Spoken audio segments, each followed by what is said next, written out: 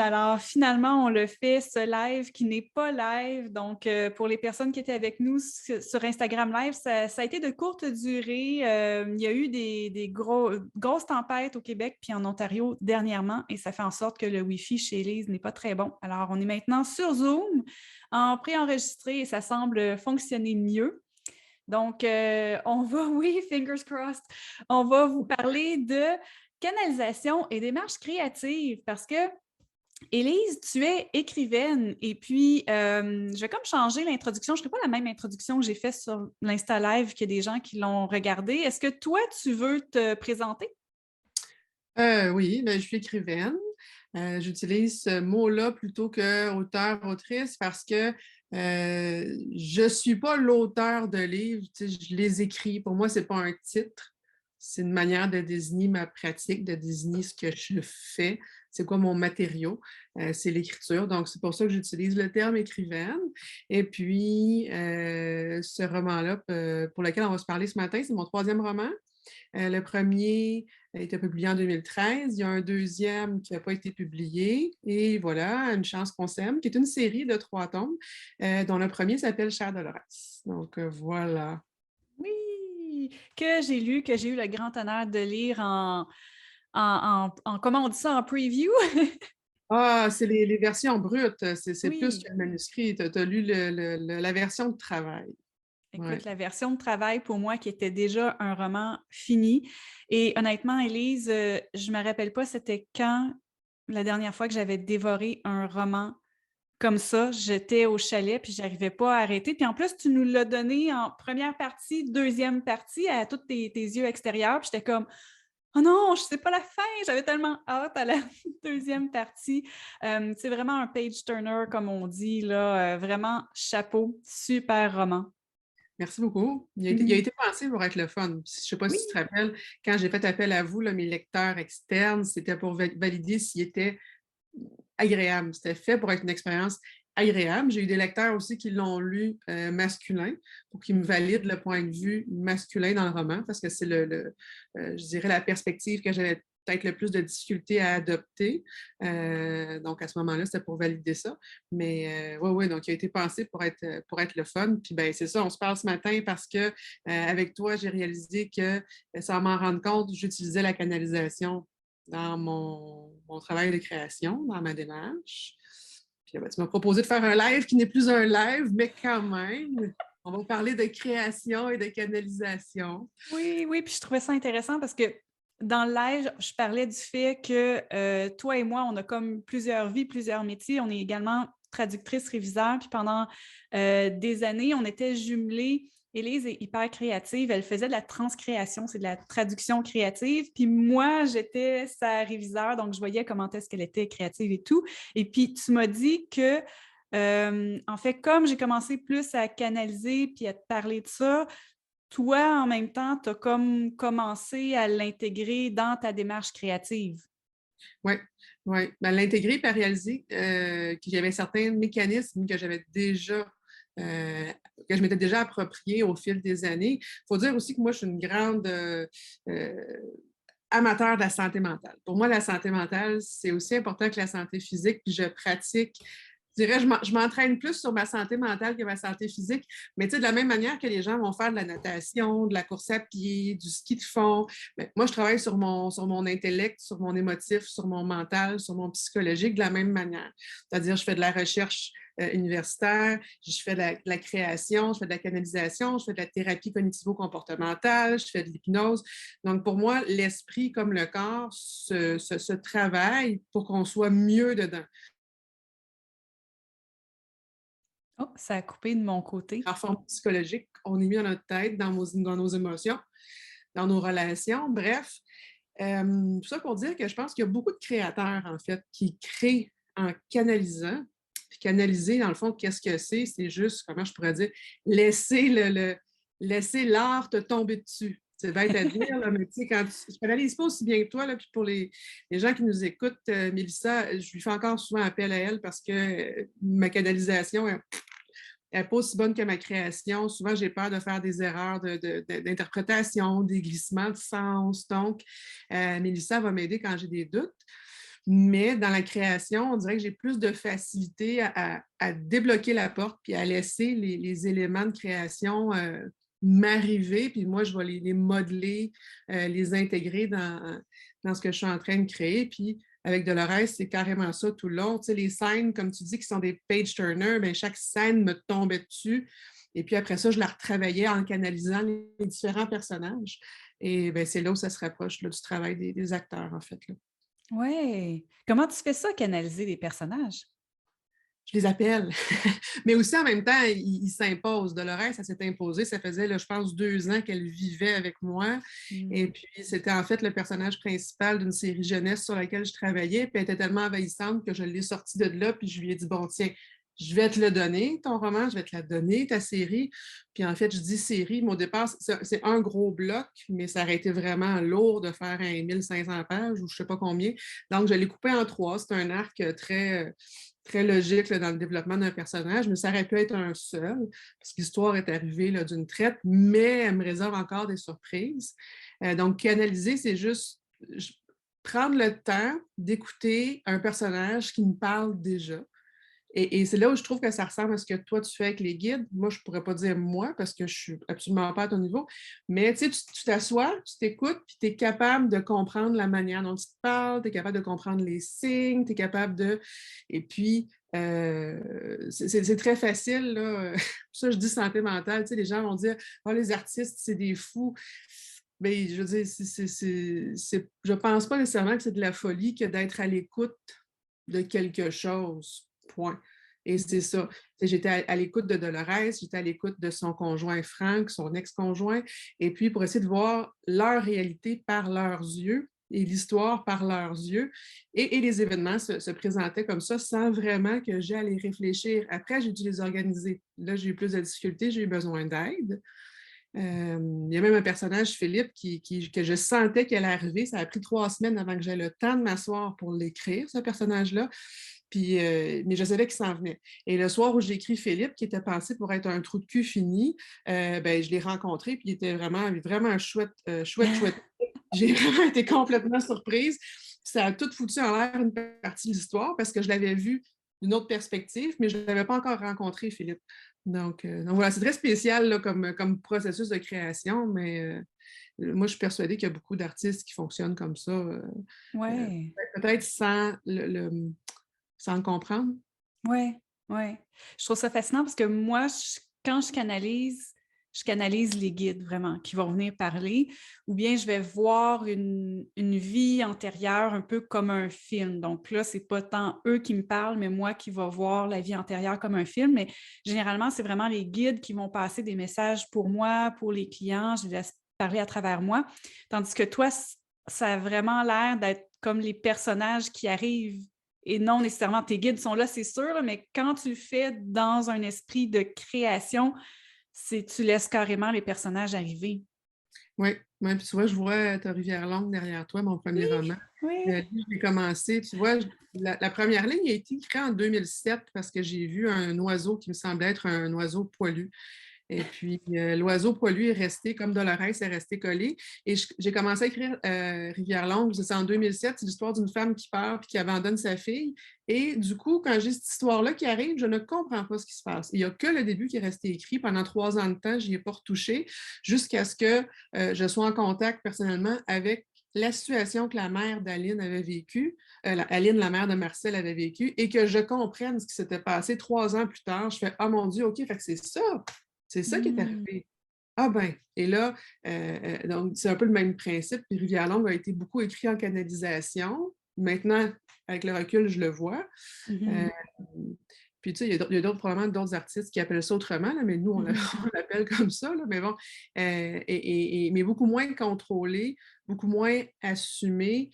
Et de la même manière où avec les guides, on peut apprendre à les faire taire des fois, là, quand on ne veut pas entendre ou voir tout ou avoir des perceptions. Là, c'est comme mettre des limites.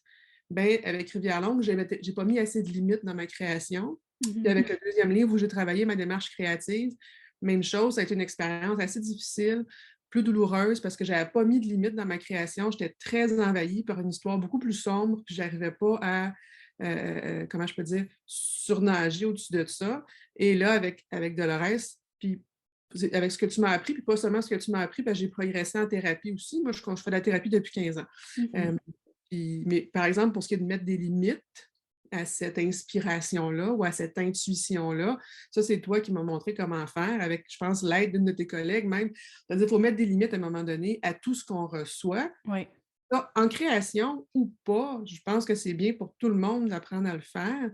Puis je me dis, il y a peut-être des artistes, justement, qui n'arrivent pas à mettre ces limites-là, puis qui finissent par être complètement envahis tout le temps par ces décharges d'informations, multisensorielles, puis même multidimensionnelles, parce que là, à un moment donné, ça touche à tout, tu sais. Mais avec Dolores, c'est ça, c'était bien cadré, j'avais des limites. Ça me permettait de m'épanouir en même temps que l'histoire s'épanouissait, elle aussi. Je n'étais pas envahie.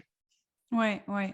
Et tu me parles de tout ça, puis ça me fascine. Je me demande, est-ce que tu parlais de ton premier roman, comment ça s'est passé, que il n'y avait pas de la canalisation en conscience et tout, mais est-ce que quand tu vas rédiger, écrire le tome 2 de Dolores, est-ce que tu penses que le processus de canalisation, de faire comme OK, là, go, ou tu as un début d'histoire, puis tu ne sais pas où est-ce que ça s'en vient, puis au lieu d'attendre de juste faire comme OK, là, je vais chercher l'autre partie de l'histoire, est-ce que tu penses que tu peux l'avoir beaucoup plus rapidement? Je l'ai plus rapidement, en fait. Le tome, comme je te disais, le tome 1, 2, 3 me sont arrivés sur la tête. Je sais ce OK. qui arrive de le reste, sauf qu'il faut quand même que j'entre en création. Là, le tome 2 il est commencé. Fait que, je suis entrée en création, puis je commence à travailler les intuitions que j'ai reçues, puis l'histoire que j'ai reçue. Mais c'est sûr que c'est au fur et à mesure du travail d'écriture que là, les choses se dévoilent vraiment. C'est-à-dire, c'est comme si je faisais une plongée. C'est-à-dire que là, j'ai vu toute la surface, c'est-à-dire je vais aller là, je vais aller là, je vais aller là, il se passe ça, il se Hmm. passe ça, il se passe ça. Et c'est quand je vais en plonger que je découvre, par exemple, que, oups, Philippe n'est pas un trou de cul. Puis là, peut-être que je vais découvrir finalement qu'il est un trou de cul, je ne suis pas encore rendue là. Mais bon. et c'est là où, toutes les strates de l'histoire vont venir à moi. Et là, tu vois, ça fait plusieurs semaines que le 2 est commencé. Et là, j'ai des trucs qui m'arrivent et c'est des épiphanies, c'est vraiment des flashs. Ah, mon Dieu, OK, c'est ça. Ah, OK, c'est ça qu'elle voulait dire. Ah, c'est ça qui est arrivé. C'est ça Hmm. qu'il pensait. Puis il y a encore des mystères que je n'ai pas encore résolus. Par exemple, le notaire, dans le tome 1, je ne vends pas la mèche de rien. À un moment donné, on découvre que le notaire aurait connu la mère de Dolores, mais on ne comprend pas pourquoi. Donc, ce n'est pas un spoiler, on ne comprend pas pourquoi. Je ne peux même pas rien spoiler, je ne le sais pas. Et je sais qu'il se passe quelque chose. Tu vois, c'est ça, je veux dire, il y a la surface. Mais là, il va falloir que je ne suis pas encore rendue là dans le tome 2, que j'entre dans cette scène-là où là, je vais appeler le notaire, je vais appeler la mère de Dolores et puis je vais voir qu'est-ce qui s'est passé que vous vous êtes rencontrés avant. C'est quoi ça? Hmm. Et là, je vais l'apprendre. Et après avoir vécu cette scène-là, ça va continuer à m'habiter pendant un petit moment. Puis à un moment donné, je vais avoir des épiphanies. Ah, OK, c'est ça, c'est ça. Mais à un moment donné aussi, ça va être clos. Oui. Je vais sentir que, OK, c'est beau, l'histoire a été finie de me raconter, de m'être racontée, c'est beau, j'ai ce que j'avais à savoir. Oui, Donc, l'histoire t'est racontée, je trouve que c'est bien dit. oui, absolument. Mais je ne dis pas que c'est des gens vrais, là, je dis rien. Pour moi, Mhm. c'est des condensés de plein d'histoires, plein de gens que j'ai autour de moi. Là, je parle beaucoup, mais je suis aussi quelqu'un qui écoute beaucoup puis qui absorbe beaucoup. Donc, moi, j'ai l'impression que c'est juste comme un concentré de tout Mhm. ce que je reçois et qu'à un moment donné, j'amalgame et puis qui ressort dans l'histoire parce que je pense qu'il y a plein de gens qui peuvent se reconnaître dans Dolores. J'ai un ami qui me dit que lui, il est père de famille monoparentale. Dolores, c'est la personne qui a trop sur les épaules, qui en peut plus et qui s'est perdue Mhm. face à quelqu'un, une entité qui est Franck, à qui on ne peut rien refuser parce que c'est une superstar planétaire. On est plein de gens à vivre ça. On est avec, je ne sais pas moi, un père qui est homme d'affaires et qui fait vivre la famille. On ne peut rien lui refuser. On n'a pas le choix. Il fait vivre la famille. Mhm. C'est ce contact-là de l'impossibilité de s'affirmer que vit Dolores, il y a plein de gens qui le vivent. Donc, c'est vraiment des archétypes que je cristallise, mais que j'espère ne sont pas trop limitants pour le lecteur ou la lectrice qui aurait besoin de s'identifier parce qu'il vit cette situation-là, puis de le lire, ça va lui faire du bien. C'est la catharsis, là, tu sais. Oui, Rien inventé. oui. Ah, super. Écoute, j'avais noté une question que j'ai envie de te poser. Je veux savoir comment est-ce que tu considères que la connexion au guide aide à surmonter les peurs, les obstacles? Je dirais que c'est en nous donnant de la confiance. Tu sais, je ne sais pas si c'est dans celui-là ou dans l'autre que je disais, tu sais, la canalisation, j'y crois pas, je ne suis pas aussi à fond que toi encore, pour différentes raisons. Mais ce que j'ai acquis, par exemple, dans cette conscience d'un contact avec, appelle-le comme tu veux, c'est du réconfort à la demande, puis Mmh. de la validation à la demande à Mmh. l'interne. Mais comme je fais de la thérapie, j'ai fait ce travail-là aussi en thérapie. Ouais. Mais cette idée qu'il y a quelque chose, quelque part, et c'est peut-être mon propre moi-même, tu sais, qui me soutient, qui me réconforte et qui me dit: «Tu as raison, c'est bon, tu es capable, vas-y, c'est la bonne direction». Et parfois, tu vois, par exemple, le doute m'envahit et là, c'est là que je vais généralement faire appel à toi. Ouais. Tu ma seule que j'utilise. Full loyale. Et donc, je continue à cheminer avec toi. Et puis, parce que pour moi, la peur naît du doute beaucoup, beaucoup. Et quand on arrête de douter, on a l'épiphanie, puis on fait: «Ah, ben oui, Mmh mh. voyons Mmh. donc». Et là, on arrête d'avoir peur. Ouais.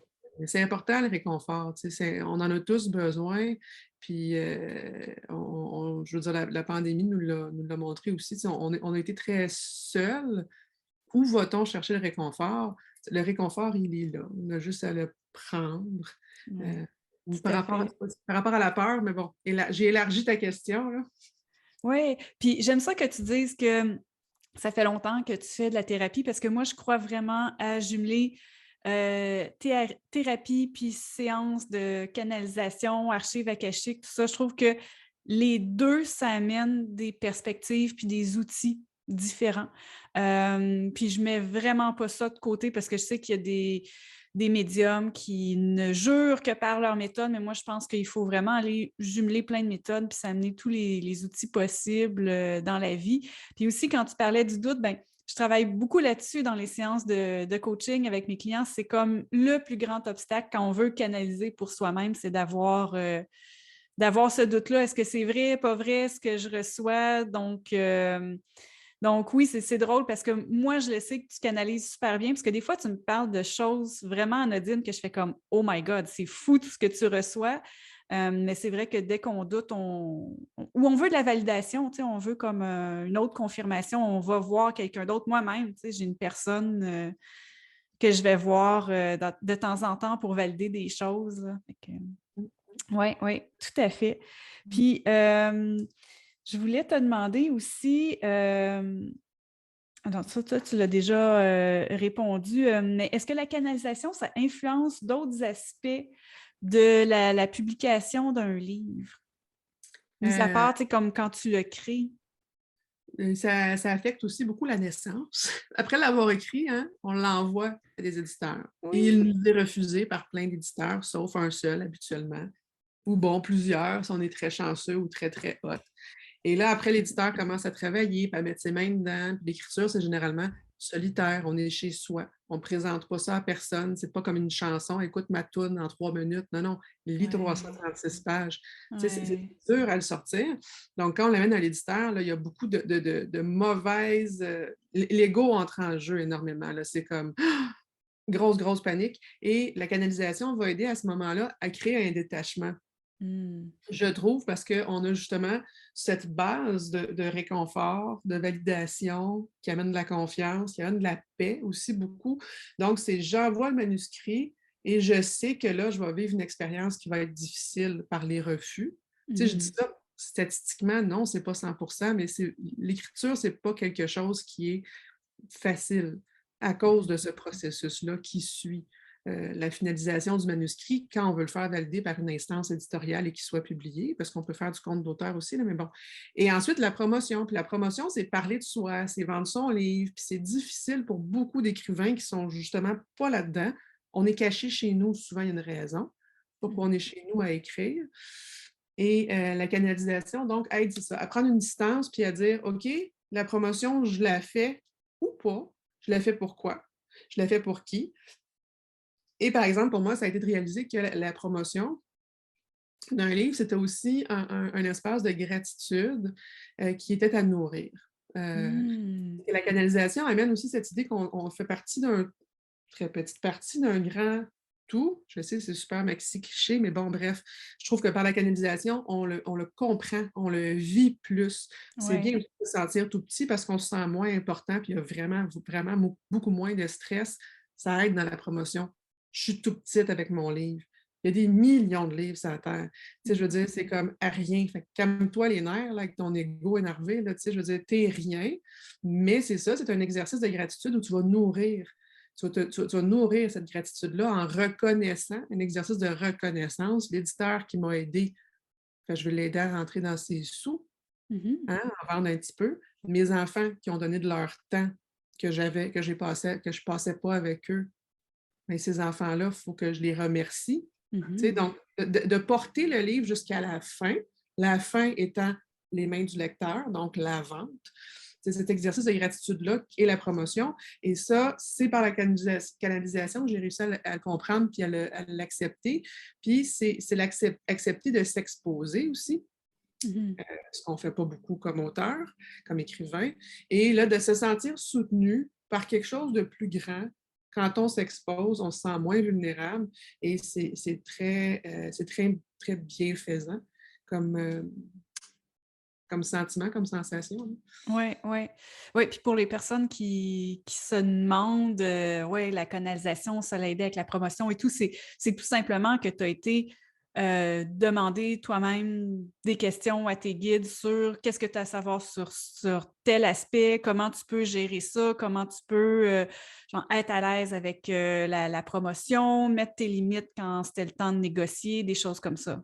Oui, puis beaucoup être à l'écoute, c'est de dire: «Je suis à l'écoute de ce que vous m'envoyez» Mmh. et ça vient tout seul, sans nécessairement que j'ai à canaliser. C'est de dire: «Je suis à l'écoute de l'intuition, je vais aller dans la direction que vous me poussez, puis quand vous me montrez qu'il y a une direction qui est pas bonne parce que tout bloque, tout va mal, tout est comme "Ah!", ben, je vais vous écouter». Il faut dire aussi, moi, j'ai fait Compostelle avec des jeunes enfants en plus et Compostelle nous amène cette conscience-là que, des fois, tu es sur un bon chemin, des fois, tu es sur le mauvais chemin, tu avances pareil.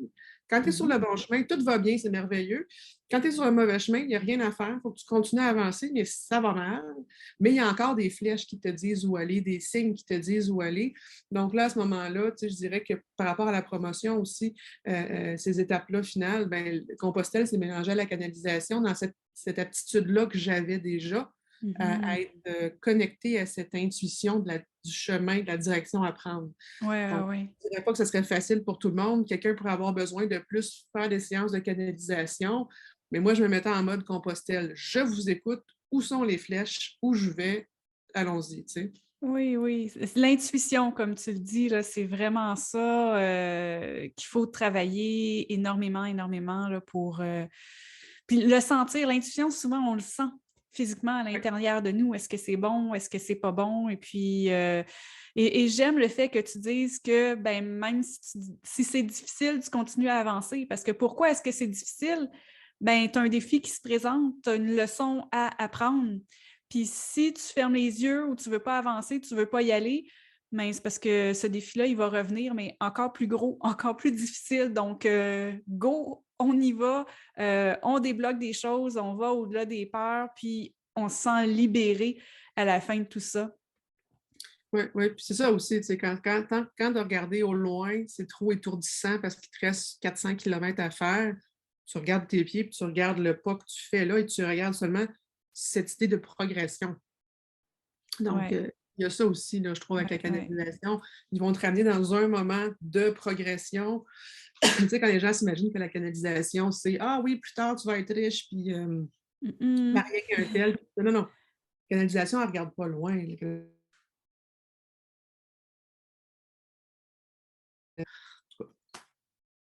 Ouais, puis, aussi, des fois, les guides, ils vont dire: «Regarde en arrière, regarde tout C'est le chemin que vrai. tu as fait» parce que tu es juste découragé puis tu réalises pas de: «Hey, finalement, tu es hot». Ils disent Non, ça. ça, c'est toi qui le fais. Ça, moi, je la canalise jamais. C'est toujours toi qui me canalise Moi, ça. je vais être dans tes archives akashiques, là. Ouais. Ils te Moi, je donnent vais le pas. big picture de tout ce qui se passe.